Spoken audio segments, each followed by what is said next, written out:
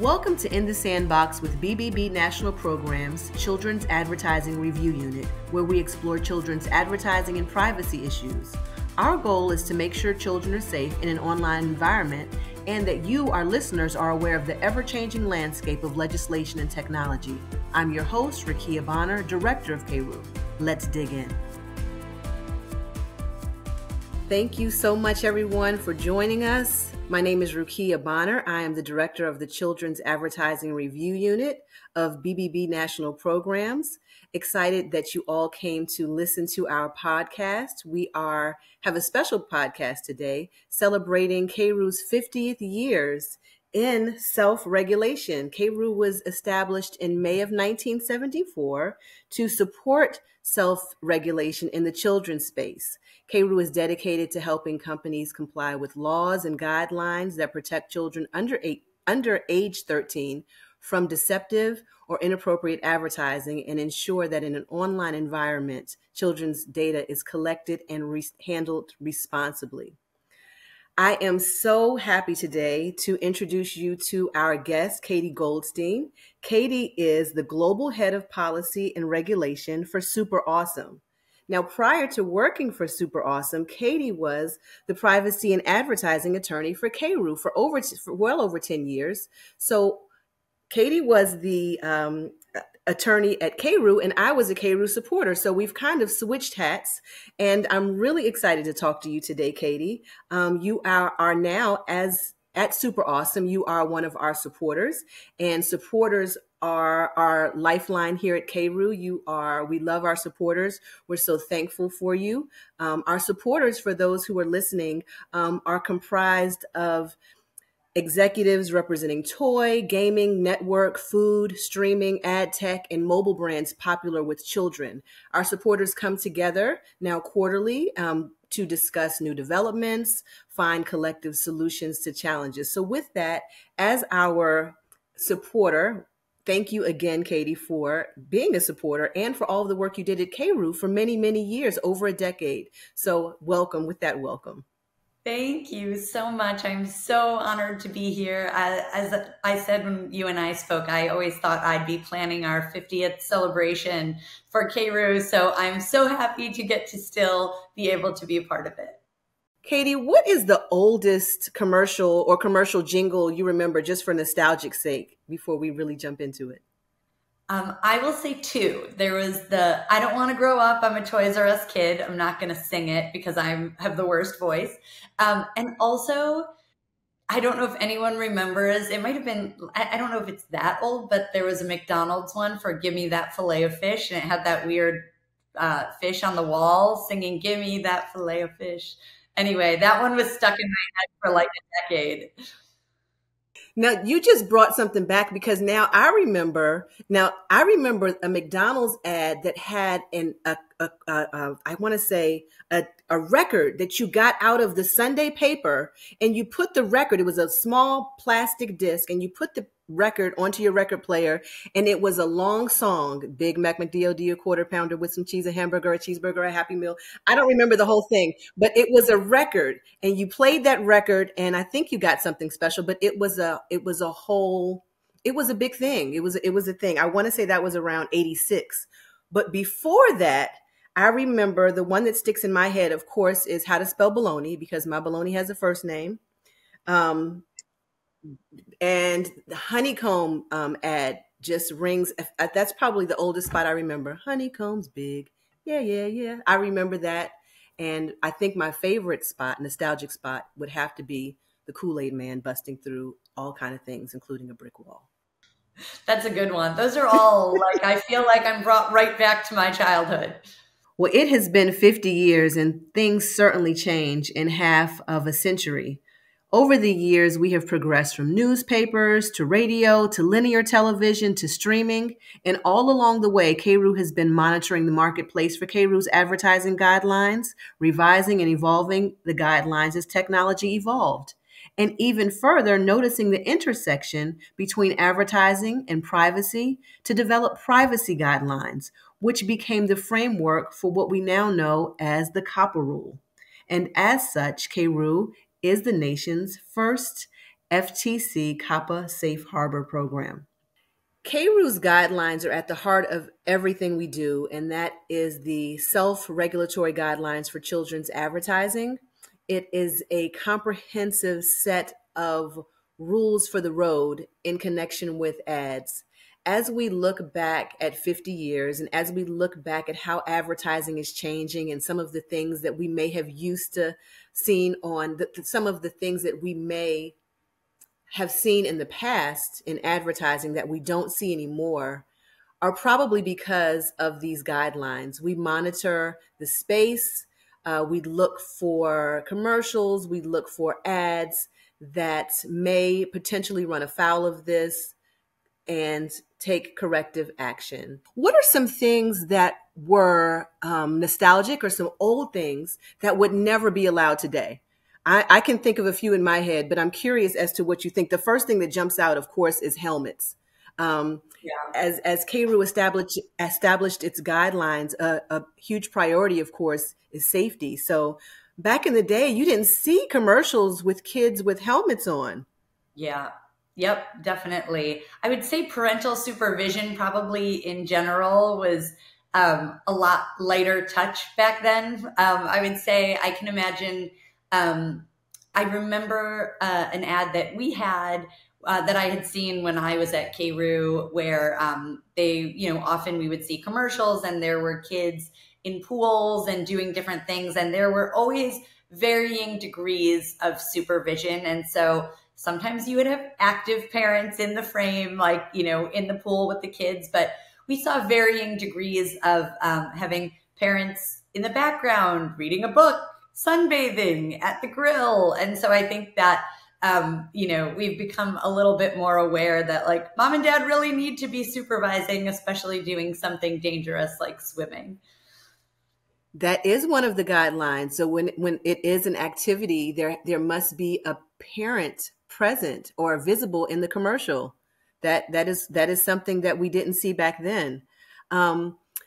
Another fun thing that I know that used to happen in ads was kids eating all kind of places. There's one ad that stands out. Children were on a merry-go-round, just eating as it goes around with a bowl and just having a good time. And we would never see that today.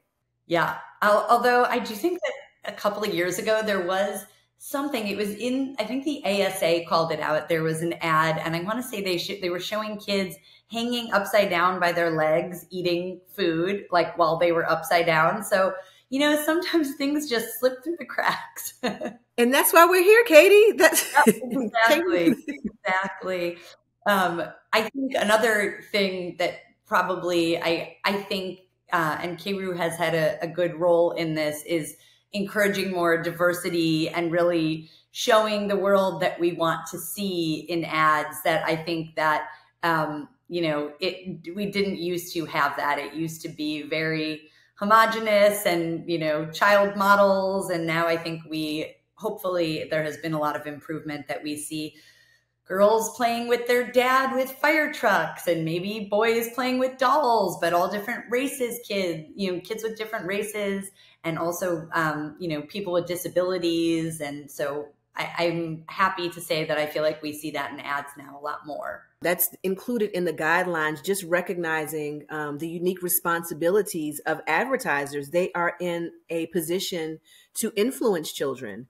And it's so important that we demonstrate good behavior, good practices, teach them how to be good global citizens, which diversity is part of. So I think that's a really good point. And also, Katie, you made me think that there were many ads in the past that had bad imitable behavior. There were kids, and it's interesting, especially because you were on one side of the table. I know that many times in commercial clearance, as a CARU supporter in industry, I used to be at what's now known as Warner Brothers Discovery. At the time, it was Discovery. But there were many times that I had to reject ads. Sometimes it was bad imitable behavior. I specifically remember one with a child climbing up on the counter and having a tantrum, and we had to reject it. And when you said the value of CARU, Katie, one of the services that we offer, even when you were saying sometimes things slip through the cracks, the children hanging upside down eating, one of the services that we offer is pre-screening services. So we'll look at an ad campaign at any part of the creative process. It could be script, it could be a rough draft in an animatic form and a final, even in its final form, and provide guidance as to whether or not it is compliant with the CARU ad guidelines. And honestly, that saves people a lot of money because ad agencies would have to go back to their clients to change creative. And I don't know if you encountered that reviewing spots in CARU. Did that ever come up for you? Yeah, absolutely. And we actually take advantage of the pre-screening, as you very well know. We often, even a previous CARU attorney still needs to get CARU's buy-in. And it's something that we often recommend to companies that we work with as well in certain situations, so that they can have that comfort level that they are, not going to find CARU knocking at their door down the road. But yeah, I think that when I was at CARU, I think that sometimes companies would want to do it more often. And now I see how fast the timelines are coming to the other side, that you see how quickly everything is moving. And I think that one of the most useful things of being a CARU supporter is really being able to call you and even, maybe I don't have a full commercial, I don't have a full game built, but I can call you and say, like, this is what we're thinking, just to get that input really early on. And so I think that's one of the most useful benefits also, is that, like, you don't have to wait until you have the commercial fully formed and, to the point where it's due the next day. It's often really helpful to just tap into CARU's collective brain and get, some red flags and things that you guys may recognize early on. And we're definitely going to try to change them to orange. But you're absolutely right. The development stage is a wonderful time to contact us. And we thoughtfully review every campaign. And our goal, honestly, is to get everyone to yes. We want to provide thoughtful ways to do things and potential solutions. Like, you tell us what you want to do, and we can show you how to do that. And oftentimes, it still is in line with the original vision. It's just within these guardrails or these guidelines. So no, we appreciate you, as always, for coming to us. And those conversations are oftentimes robust, and they make us put our thinking caps on, but we're happy to serve in that way. It's really useful, I think, the back and forth, because having been at CARU and, sometimes you don't get the same practical knowledge of, like, how companies are actually integrating. And so I think that, companies working closely with you, it's very helpful, because it can also help inform your decisions so that you understand. And, I think it's like a good back and forth. So, Katie, I'm curious to hear if there is any guideline that resonated with you that you'd like to talk to us about. Yeah, one that I always thought produced some interesting cases, and there were even some interesting cases before my time, is the guideline under sales pressure that talks about how you don't want to make children think that they're going to get benefits that they're not going to really get. So things like popularity or strength. And there was a case that I always remembered that was one of mine when I was at CARU, where they showed a child in a gym, and looks very down, and the commercial is almost in like a black and white tone. And then he opens up this special candy, and by the end of the commercial, after he has eaten it, everyone is cheering for him. He's smiling. All these like beautiful girls are looking at him, and what seem like the popular boys in their varsity leather jackets are all, approving of him. And so I think that that's a guideline that always stood out to me as someone who, as a little kid, like saw commercials and thought, oh, if I buy that, then this is going to happen. And there was a commercial. I think it actually might have been a print ad back when magazines were a thing, and it had a ad for a bat, and they had a famous baseball player, and essentially what they said in the ad was that if you bought that bat, you would essentially be as good of a player as that famous player was. And so just things under that guideline always produced interesting cases that I feel like we're really protecting kids and their expectations. I love that. And just know that that is completely normal. And even as an adult, I am influenced. I drove most recently 45 minutes to test fries. One fry was supposed to have won a taste test over the other, and I had to go find out for myself. So, and children are even more impressionable. So I love that those stand out for you. I would say, just in looking at our guidelines and being intimately familiar with our guidelines, the one that stands out to me probably is that in the shoes of a parent, and that would be the sales pressure and the guideline saying that advertisers may not minimize a price. This is only $9.99 or this is only $19.99, or create a sense of urgency by saying, buy it now, get it now. So I'm so thankful for CARU guidelines, which are the heart of what we do. They were at the heart of why we were created 50 years ago, and they are at the heart of what we do now and what we look for when we are monitoring in the children's space. And they change. As times change, the guidelines change, they're updated so that they can apply to the metaverse, so they can apply to places where children are now.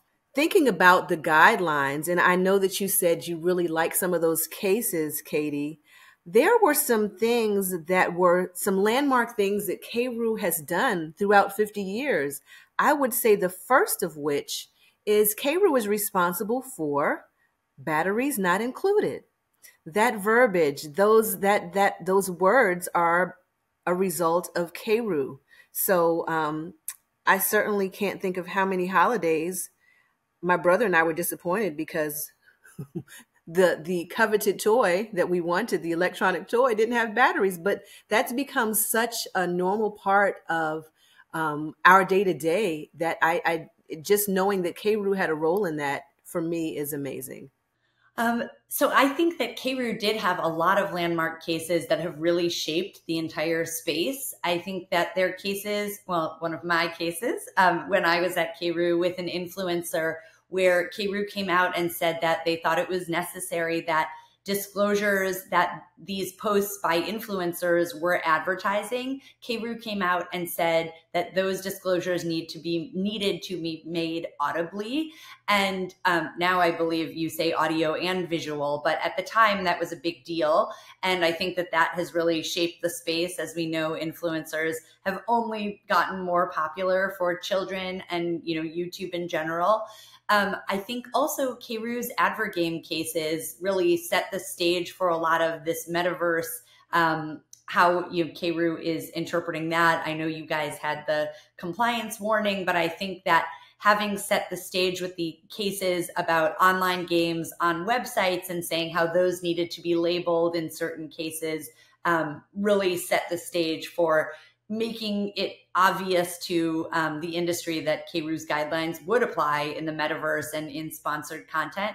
And then I just have one other one that I would mention, which was a case that was about an app. And I think that it was kind of the precursor for thinking about dark patterns. In that case, they had kids could go to a mall and they could adopt pets and do all different kinds of things within the mall.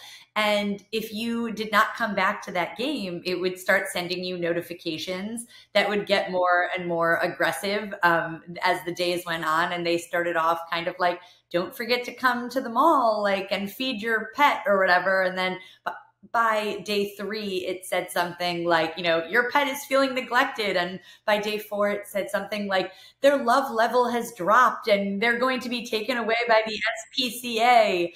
And so I think that, CARU often is at the forefront of a lot of these things that really become issues that the FTC digs into later. And so, yeah, just interesting. Another case that I think was really pivotal for CARU was the Musical.ly case, now TikTok. CARU actually opened that case and it was a referral to the FTC, who really dug in, and it turned out to be a big case for them, one of the record fines at the time, which I think, in the end really led to some great strides for the industry. definitely had them overhaul the platform and create a lot more parental controls and ways to ensure that kids are safer on that platform. No, they are, Katie, in that Musical.ly case, which eventually Musical.ly became TikTok. But the reason that that case stands out so much to me is because it used both of CARU's arms. It used the advertising guidelines and the privacy guidelines. And when you talk about advertising, there were manipulative or deceiving ads. It was pressuring. It was the pressure and manipulation of children watching the ads. So on the advertising arm, I know the privacy also, but I think that case was so important because it did tap into both CARU's privacy guidelines and CARU's advertising guidelines. So that case, I agree with you, was a landmark case in everything that CARU does. I think that it really shows everything that CARU does in that one case. And I agree with you completely about advertising and advert games and how children interact with ads and kids unknowingly encountering ads or being pressured to, soliciting to their emotional appeal or their emotional centers to try to make them click on an ad or engage with an ad. I think that your perspective is so unique, having been on both sides of the table now in ad tech. But the evolution of ads from print to television to the metaverse. And I think what's on everyone's mind now is AI. And just to say that CARU's guidelines still apply.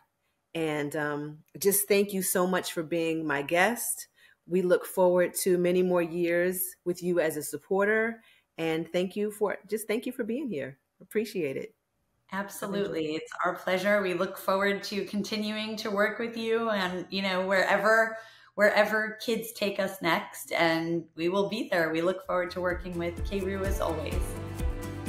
Thank you so much for joining us today. Visit bbbrograms.org/CARU to learn more about the Children's Advertising Review Unit and to access CARU's advertising and privacy guidelines. You can also sign up for a pre-screening or learn more about our COPPA Safe Harbor program at bbbrograms.org/CARU. To stay up to date with CARU's happenings, subscribe to the Children's Corner newsletter at bbbrograms.org/subscribe.